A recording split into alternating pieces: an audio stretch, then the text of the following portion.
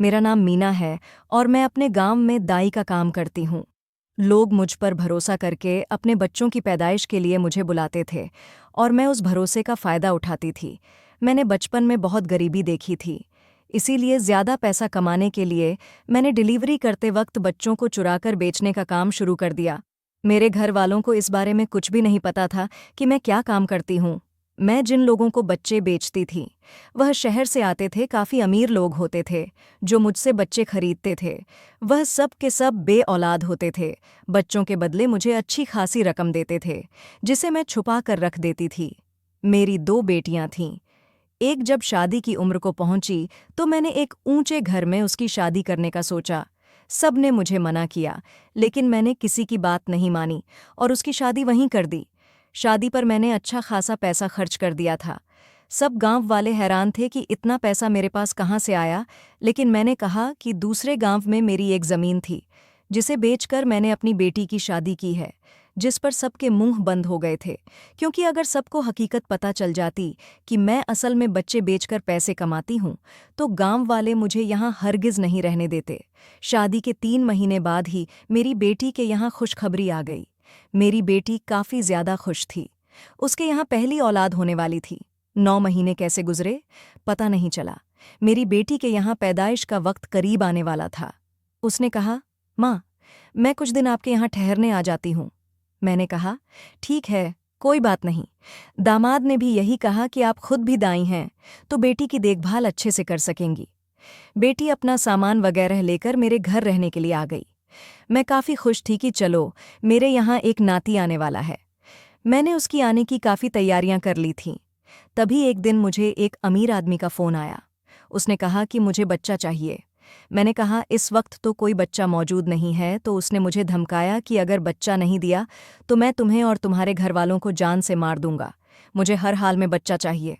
मैं परेशान हो गई कि अब क्या करूं। उसने मुझे 3 दिन दिए थे। उस वक्त सिर्फ मेरी एक ही बेटी थी जिसके यहाँ बच्चे की पैदाइश होने वाली थी। मैंने कुछ सोचा और एक फ़ैसला ले लिया।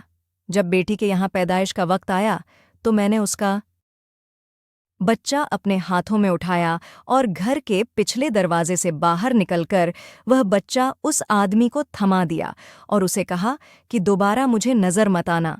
मेरा दिल बहुत रो रहा था कि मैंने अपना नाती ही बेच दिया है। उस आदमी ने उसके बदले मुझे अच्छे खासे पैसे दिए थे। मैं अंदर आई तो बेटी बोली, मेरा बच्चा कहाँ है? मैंने कहा, वह तो मुर्दा पैदा हो गया था, मर गया है। मैंने इसे दफना दिया है। तो बोली, कम से कम हमें देखने तो देती, ऐसे क्यों दफनाया है?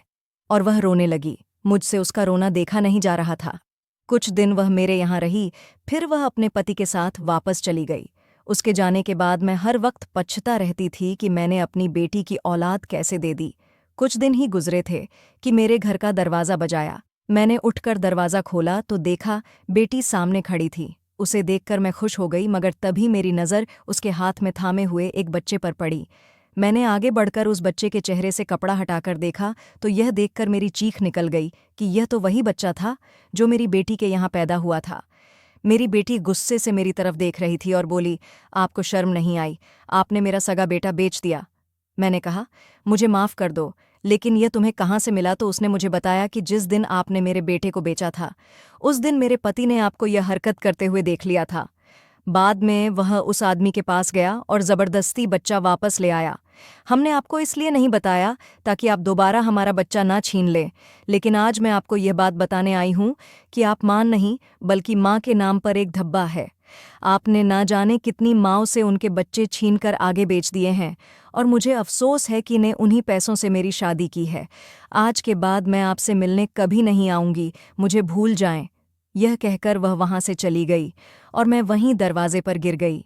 मैंने अपनी जिंदगी में जो कुछ पाने के लिए यह गलत काम किया था वह सब आज मुझसे छिन गया था। यहाँ तक कि मेरी सगी बेटी भी मुझसे दूर हो गई थी। अब मेरे पास पछतावे के सिवा कुछ भी नहीं था। ऐसी ऐसी ही अच्छी अच्छी कहानी सुनने के लिए प्लीज़ हमारे चैनल को सब्सक्राइब ज़रूर कीजिए।